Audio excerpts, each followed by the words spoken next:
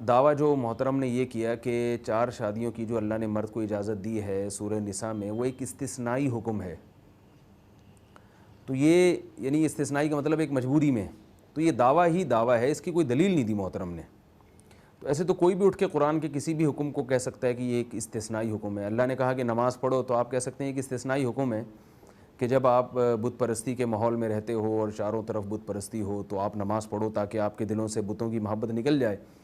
جہاں بت پرستی نہ ہو وہاں نماز کا حکم نہیں ہے۔ قرآن نے ہمیں حکم دیا کہ رمضان کے روزے رکھو، تو آپ کہہ سکتے ہیں کہ اصل میں ایک استثنائی حکم ہے کہ روزے رکھنے کا اس لیے حکم دیا جا رہا ہے کہ وہ نفس کو کنٹرول کرنا مقصد ہے، تو اگر کسی کا نفس پہلے سے ویسے ہی کنٹرول میں آیا ہوا ہو تو اس کو روزے رکھنے کی کیا ضرورت ہے۔ تو جیسے ہم نماز اور روزے اور شریعت کے دیگر احکام میں ہم یہ نہیں کہہ سکتے کہ استثنائی حکم ہے جب تک کہ اس کے استثنائی حکم ہونے کی دلیل نہ ہو، تو بالکل اسی طرح اللہ نے جو سورہ نساء میں مرد کو اجازت دی ہے کہ تم 4 شادیاں کر سکتے ہو، تو اس کو بھی اپنی طرف سے کہہ دینا کہ وہ ایک استثنائی حکم ہے اور وہ ایک مجبوری میں حکم دیا گیا ہے۔ اصل میں ہوتا یہ ہے کہ بعض دفعہ ہمیں شریعت کا کوئی حکم ہماری سمجھ میں آ نہیں رہا ہوتا، تو بجائے ہم اپنی سمجھ کو تبدیل کرنے کے ہم شریعت ہی کو چینج کرنے کی کوشش میں لگ جاتے ہیں۔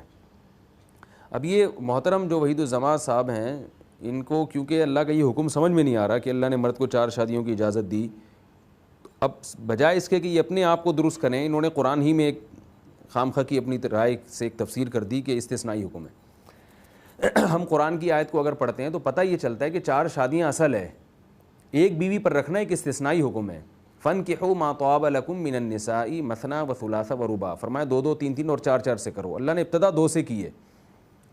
اور فرمایا وَإِنْ خِفْتُمْ أَلَّا تَعْدِلُوا، اگر کنڈیشن یہ ہو کہ تم برابری نہیں کر سکتے، عدل نہیں کر سکتے، فواحدۃ، پھر ایک رکھو۔ تو استثنائی حکم ایک بیوی رکھنے کا ہے، 2 3 شادیوں کا حکم استثنائی نہیں ہے، وہ اصل ہے۔ کنڈیشن لگی ہوئی ہے ایک کے ساتھ کہ اگر بالفرض اگر مگر وہاں لگتا ہے کہ جہاں یعنی جس حکم میں کوئی کنڈیشن لگا رہے ہوتے ہیں آپ کہ اگر بالفرض ایسا ہو، جیسے آپ کسی کو بلائیں بھائی آپ نے میرے ہاں کھانے پر آنا ہے، اصل حکم یہ کہ آنا ہے، اگر ایسا ہوا کہ ہڑتال ہو گئی، اسٹرائک ہو گئی، کوئی خدا نخواستہ کوئی آپ کی طبیعت خراب ہو گئی، تو پھر ٹھیک ہے، آپ کو اجازت ہے کہ آپ میری دعوت قبول نہ بھی کریں۔ تو اللہ نے بھی فرمایا کہ جو تمہیں عورتیں پسند آ رہی ہیں ان میں 2 2 3 3 4 4 سے کرو، بالفرض اگر تم حقوق ادا کرنے کے اہل نہیں ہو تو پھر ایک پر اکتفا کرو۔ تو استثنائی حکم ایک بیوی والا ہے، 4 بیویوں والا استثنائی نہیں ہے۔ دوسرا محترم نے یہ کہا کہ یہ فطرت کے خلاف ہے، اس کی بھی محترم نے قرآن و سنت سے کوئی دلیل نہیں دی، عقل سے دلیل دی ہے، اور وہ دلیل یہ دی ہے کہ عورت سوکن کے وجود کو پسند نہیں کرتی۔ پہلی بات یہ ہے کہ یا تو آپ قرآن کے حوالے ہی نہ دیں، کیونکہ اگر آپ مذہب کو فالو کرتے ہیں تو پھر عقل کا استعمال مذہبی تعلیمات کے مقابلے میں غلط ہے، پھر تو ایک ایتھیس میں اور مذہبی لوگوں میں فرق کیا رہ جائے گا۔ ایتھیس بھی یہ کہتا ہے کہ جو مجھے سمجھ میں آئے گا میں اس حکم کو مانوں گا، جو مجھے سمجھ میں نہیں آئے گا میں اس کو نہیں مانوں گا۔ لیکن جو مذہب کو فالو کرنے والے ہیں، قرآن و سنت کو فالو کرنے والے ہیں، وہ کہتے ہیں بھائی جب اللہ نے کہہ دیا تو اللہ کی عقل ہماری عقل سے زیادہ ہے۔ تو پہلا جواب تو اس کا یہ ہوا کہ آپ کے جتنے بھی عقلی دلائل ہیں وہ ایک طرف، لیکن اگر آپ قرآن کو مانتے ہیں تو آپ کو قرآن کو فالو کرنا پڑے گا۔ دوسرا یہ دلیل بھی غلط ہے کہ عورت چونکہ سوکن کے وجود کو پسند نہیں کرتی لہذا یہ فطرت کے خلاف ہے، یعنی اس کا مطلب یہ ہوا کہ آپ ایک خلاف فطرت ہونے کی دلیل اس بات کو بنا رہے ہیں کہ عورت اس کو پسند نہیں کرتی۔ صحیح، عورت اس کو اس لیے پسند نہیں کرتی ہے کہ عورت کو ایک شوہر سے جو مفاد ملتے ہیں وہ اس میں شرکت برداشت نہیں کرتی۔ شرکت ایسی چیز ہے کہ دنیا میں کوئی بھی برداشت نہیں کرتا، تو شرکت کی بنیاد پر تو یہ جو ہم کہتے ہیں کہ شرکت کو قبول نہیں کیا جاتا، برداشت نہیں کیا جاتا، اس بنیاد پر تو شرکت کے جتنے بھی طریقے دنیا میں رائج ہیں سارے خلاف شریعت ہو جائیں گے اور خلاف فطرت ہو جائیں گے۔ میں ایک دلیل لیتا ہوں اس کی کہ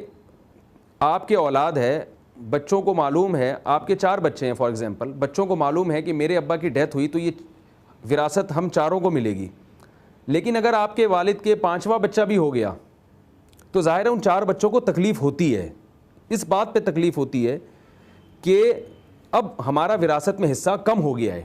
تو کیا اس تکلیف کی بنیاد پر یہ کہنا جائز ہے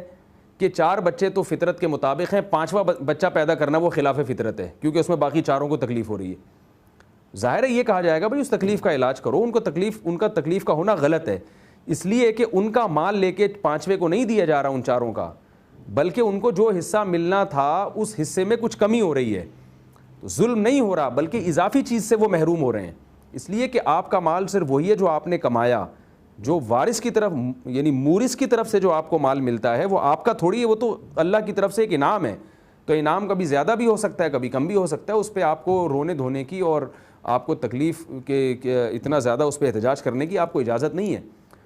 تو اللہ تعالیٰ نے ایک مرد سے بہت ساری عورتوں کی مصلحتیں وابستہ کر دی ہیں۔ اب ہمارے معاشرے میں ایک عورت ایک اچھے مرد پہ چونکہ قبضہ کر کے بیٹھ گئی ہے، اب وہ یہ برداشت نہیں کرتی کہ میری اس نان نفقے میں اور میری رات کی باریوں میں کوئی دوسری عورت میرے ساتھ شریک ہو، حالانکہ اس میں عورت کا نقصان نہیں ہو رہا بلکہ ایک اضافی چیز جو اس کو مل رہی تھی، 3 عورتوں کا حصہ بھی اس اکیلی عورت کو مل رہا تھا، تو شریعت کہتی ہے کہ بھئی ان 3 عورتوں کو بھی دو۔ یہ تکلیف کے ہونے کی وجہ سے ہم یہ نہیں کہیں گے کہ مرد کا مزید 3 بیویاں لانا یہ خلاف فطرت ہے، تو یہ دلیل غلط ہے، یعنی شرکت کی وجہ سے اگر آپ کو تکلیف ہو رہی ہے تو اس بیس پر کسی کو اپنے ساتھ شریک نہ ہونے دینا، یہ خلاف فطرت اس کو قرار دینا یہ غلط ہے۔